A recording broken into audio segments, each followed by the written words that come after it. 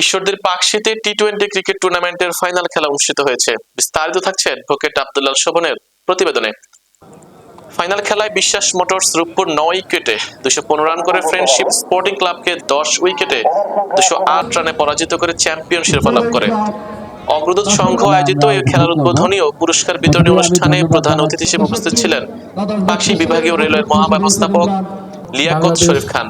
প্রকৌশলী নাজিব কায়সারের সভাপতিত্বে বিশেষ অতিথি হিসেবে উপস্থিত ছিলেন প্রকৌশলী ময়েন উদ্দিন সর্দার, পরিবহন কর্মকর্তা হাসিনা খাতুন, প্রকৌশলী আবু হানিফ, বাণিজ্যিক কর্মকর্তা গৌতম কুমার কুন্ডু, ঈশ্বরদী উপজেলা প্রেস ক্লাবের সভাপতি তৌহিদ আক্তার পান্না, পাকশী রেলওয়ে শ্রমিক দলের সভাপতি সোহেল রানা, সম্পাদক খন্দকার সোহেল, সাংগঠনিক সম্পাদক সুমন আলী। ফাইনাল ম্যাচে প্রথমে বিশ্বাস মোটরস রূপপুর ব্যাট করতে নেমে 9 উইকেটে 215 রান করে। জবাবে ফ্রেন্ডশিপ স্পোর্টিং 10 উইকেটে 208 রান করে পরাজিত হয়। পরে বিশ্বাস মোটরস রূপপুরকে চ্যাম্পিয়ন, ফ্রেন্ডশিপ স্পোর্টিং ক্লাবকে রানার্স আপ ঘোষণা করা হয়। উইকেটে টস পর্বে অংশ নেওয়ার জন্য সৈয়দপুর এখানে চ্যাম্পিয়ন হয়েছে 5টি গোল পরে গ্রাম বাসুরিয়া দলের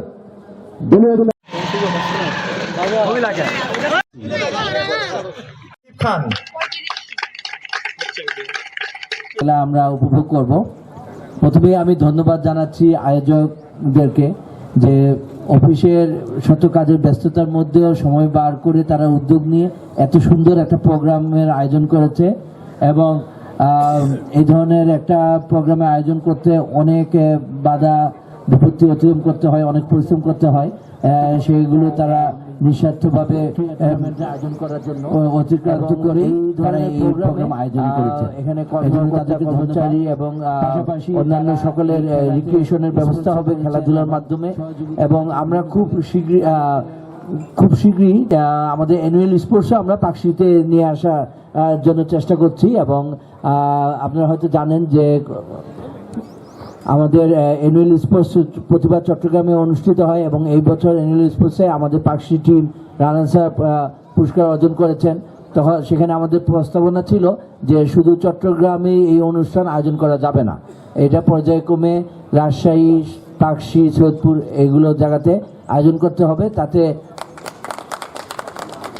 আমাদের ক্যাপাসিটি বৃদ্ধি হবে এবং এলাকার উন্নয়ন হবে, ইনফ্রাস্ট্রাকচার ডেভেলপমেন্ট হবে। এই খেলা যদি আমরা এখানে আয়োজন করতে পারি তাহলে আমাদের মাঠ উন্নত হবে এবং আবাসিক বিল্ডিং, অফিস আদালত আরও বেশি উন্নত হবে। তা সেই প্রস্তাব আমরা দিয়েছি এবং সচিব স্যার, ডিজি স্যার সেটা অনুমোদন করেছেন এবং ওনারা বলছেন যে নেক্সট প্রোগ্রাম হবে রাজশাহীতে, এরপর পাকশী এবং সৈয়দপুরে পর্যায়ক্রমে হবে।